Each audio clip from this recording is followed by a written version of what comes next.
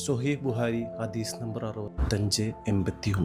പ്രവാചകൻ സ്വർഗത്തിലൂടെ നടക്കുമ്പോൾ ഇരുകരകളിലും പൊള്ളയായിട്ടുള്ള മുത്തുകൾ കൊണ്ടുള്ള കൂടാരങ്ങൾ കണ്ടു.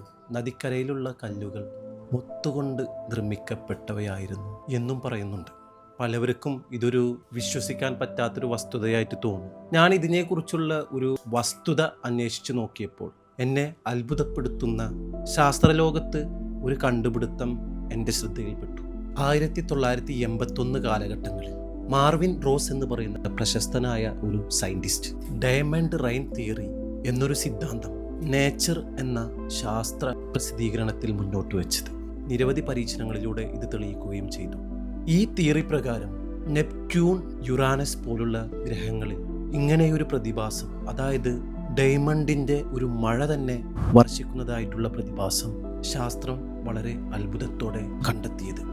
ഈ രണ്ട് ഗ്രഹങ്ങളിലും മീഥൈൻ്റെ അംശം ധാരാളമായി കാണപ്പെടുകയും അവിടുത്തെ അമിതമായ സമ്മർദ്ദവും ചൂടും കാരണം മീഥൈനിലെ കാർബൺ കഷണങ്ങൾ ഡയമണ്ട്സ് ആയി മാറുകയും തുടർന്ന് താഴേക്ക് മഴയായി വർഷിക്കുകയും ചെയ്യുന്ന ഒരു പ്രതിഭാസത്തിനാണ് ശാസ്ത്രം സാക്ഷിയായത്.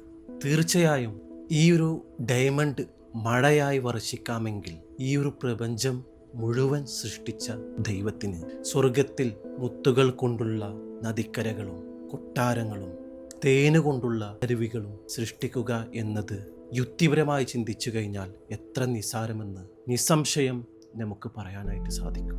തീർച്ചയായും ചിന്തിക്കുന്നവർക്ക് മാത്രം ദൃഷ്ടാന്തമുണ്ട്.